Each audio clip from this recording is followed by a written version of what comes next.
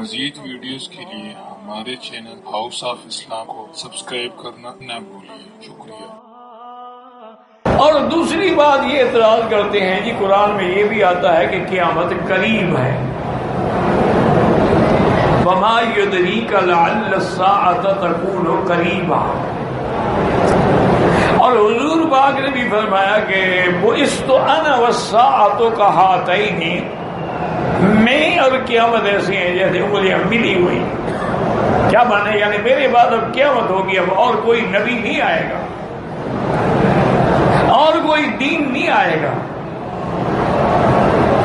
اب اللہ کے پیغمبر کی نبوت قیامت تک، دین قیامت تک، کتاب قیامت تک۔ تو اس لیے فرمایا کہ ورنہ تو ہر نبی کے بعد لگے وہ اس تو انا والساعۃ کہاتین، میں اور قیامت سے ملے ہوئے۔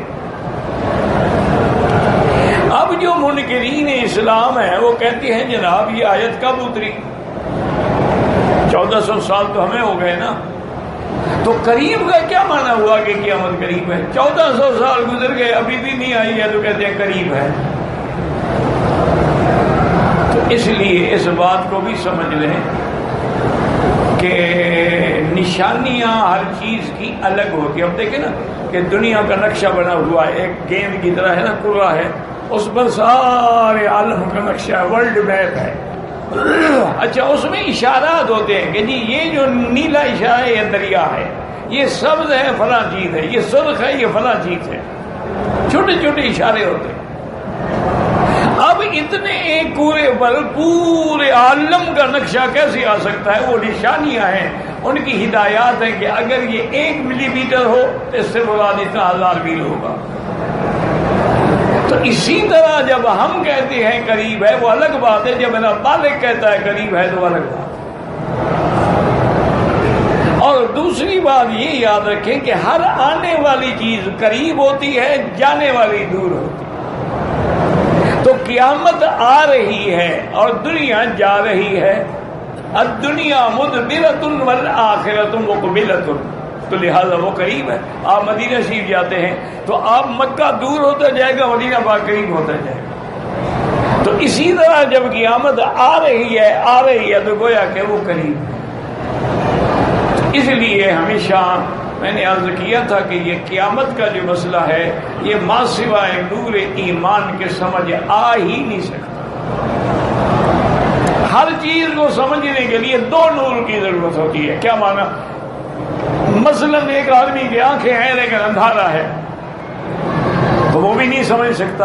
اچھا روشنی ہے لیکن آدمی اندھا ہے، وہ بھی نہیں دیکھ سکتا۔ وہاں 2 نور اکٹھے ہوں گے تو دیکھے گا، آنکھوں میں بھی نور ہو اور آگے بھی نور ہو۔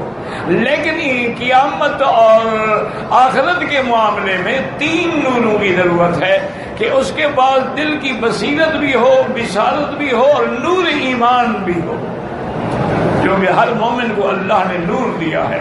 اللہ ولی الذین آمنوا یخرجہم من الظلمات الی النور، اور یہ نور مومن کے ساتھ قیامت میں بھی ہوگا۔ نورہم یسعی بین ایدیہم وبایمانہم، آگے بھی نور ہوگا، دائیں بھی نور ہوگا، ہر طرف سے نور ہی نور ہوگا۔ اور حضور نے فرمایا کہ بعض مومنوں کا نور تو اتنا ہوگا کہ جیسے آسمان تک جا رہا ہے، اور بعض کا نور ایسے ہوگا جیسے کھجور کے درخت کے برابر ہے۔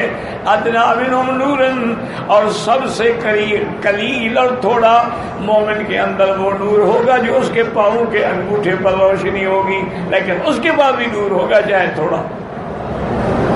لیکن کافر کے لیے نہ دنیا میں نور ایمان ہے اور نہ آخرت میں نور ایمان ہے۔ اس لیے جب مومن جا رہے ہوں گے صراط پر تو کافر اور منافق کہیں گے کہ مہربانی کرو ذرا ٹھہر جاؤ، ہم بھی تمہارے نقتبس من نورکم، ہم تمہاری روشنی سے فائدہ اٹھا لیں۔ قیل ارجعوا وراءکم والتمسوا نورا، وہ کہیں گے کہ واپس لوٹ جاؤ، یہ نور تب ملتا ہے جب دنیا میں بندہ ایمان لے کے آتا ہے، وہاں جا کے تم بھی لے آؤ۔ اب وہاں کیسے جائیں؟ فضرب بینہم بسور لہ باب، ان کے درمیان میں ایک دیوار حاجز ہو جائے گی، اور مومن جنت کی طرف ہوں گے اور کافر جو ہیں وہ جہنم کی طرف ہوں گے۔ تو لہذا ہمیشہ یاد رکھیں، ایک عقیدہ رکھیں کہ جو قرآن میں ہے، جو فرمان محمد مصطفیٰ میں ہے صلی اللہ علیہ وسلم، وہ حق ہے اور اس کے اندر کوئی شک نہیں۔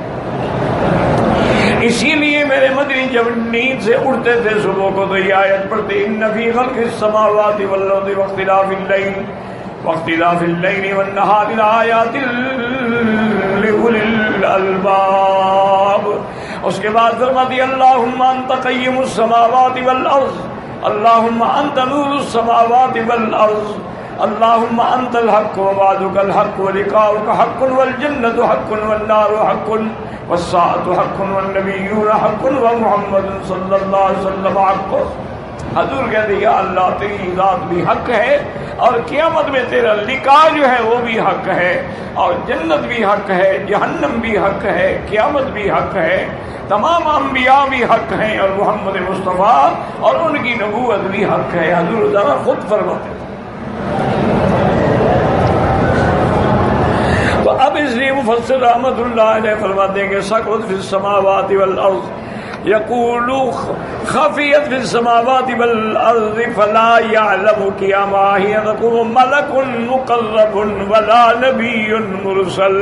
یہ بڑی بھاری بات ہے آسمانوں والوں پر اور زمین والوں پر، کیوں؟ وہ جانتے نہیں کب قائم ہوگی، اور اس کو اللہ تعالیٰ نے کسی فرشتے کو بھی علم نہیں دیا ہے اور کسی پیغمبر کو بھی علم نہیں دیا ہے۔ لا تأتیکم الا بغتۃ، یعنی یبغتہم قیامہا تأتیہم علی غفلۃ۔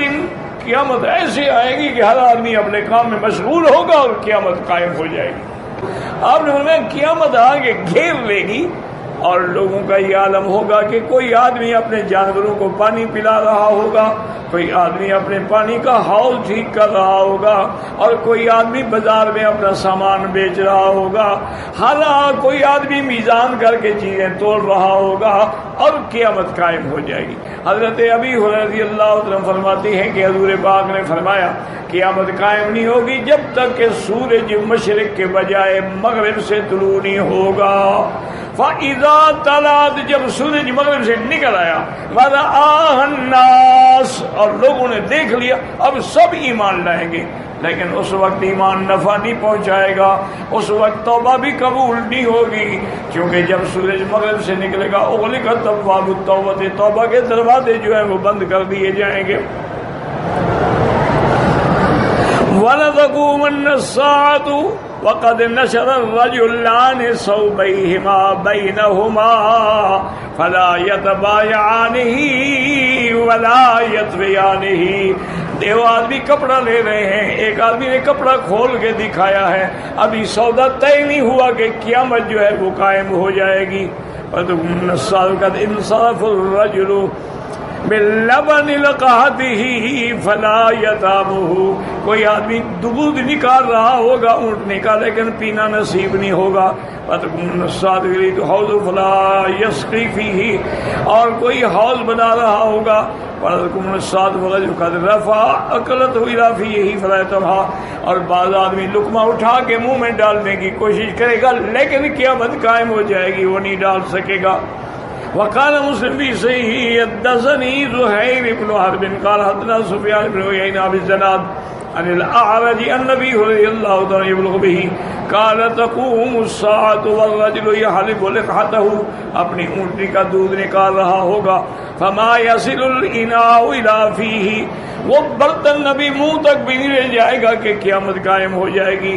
فالرجلان يتبايعان الثوب فما يتبايعان حتى تقوم الساعة والرجل يرد حوضه حتى يقوم۔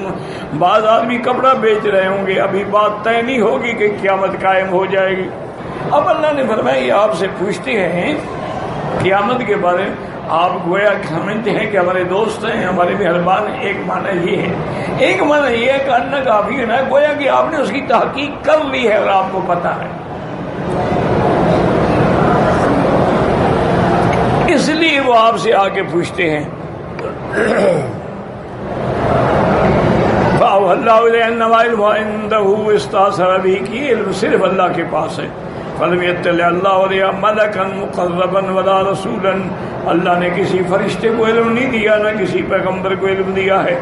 وقال قتادہ قال قریش محمد صلی اللہ علیہ وسلم ان بیننا وبینک قرابۃ فاسر الینا مات الساعہ. قریش نے حضور سے کہا کہ یا رسول اللہ صلی اللہ علیہ وسلم، آپ کی اور ہمارے درمیان میں رشتہ داری تو ہے نا، اس کی وجہ سے مہربانی کر کے ہمیں تو بتا دیں کہ قیامت کب ہوگی.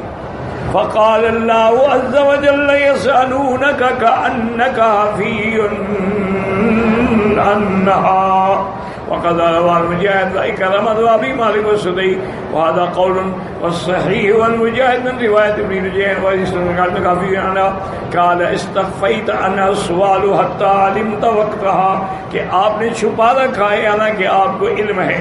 وقد قال الزاكر بعض يسألونك كأنك عفي عنها كأنك عالم بها، یعنی آپ وہ یہ سمجھتے ہیں کہ آپ کو اس کا علم ہے، بتا دیں ان کو کہ مجھے علم نہیں ہے. قل انما علمها عند اللہ، اس کا علم صرف اللہ تبارک و تعالیٰ کو ہے. حضرت جبریل ایک بندے کی شکل میں آئے ہیں، حضور کی خدمت میں سائل بن کے بیٹھے تاکہ سوال جواب اور لوگوں کو دین سکھلایا جائے. ثم اس کے بعد اس نے حضور پاک سے پوچھا ان الاسلام، اسلام کیا ہے؟ ثم ان الایمان، ایمان کیا ہے؟ ثم ان الاحسان، احسان کیا ہے؟ اس کے بعد میں پوچھا متى الساعة کہ حضور قیامت کب ہوگی؟ قال رسول اللہ ثم المسئول عنها بأعلم من السائل. آپ نے میں کوئی تم سے زیادہ علم نہیں رکھتا، مجھے بھی پتہ نہیں ہے کہ قیامت کب ہوگی.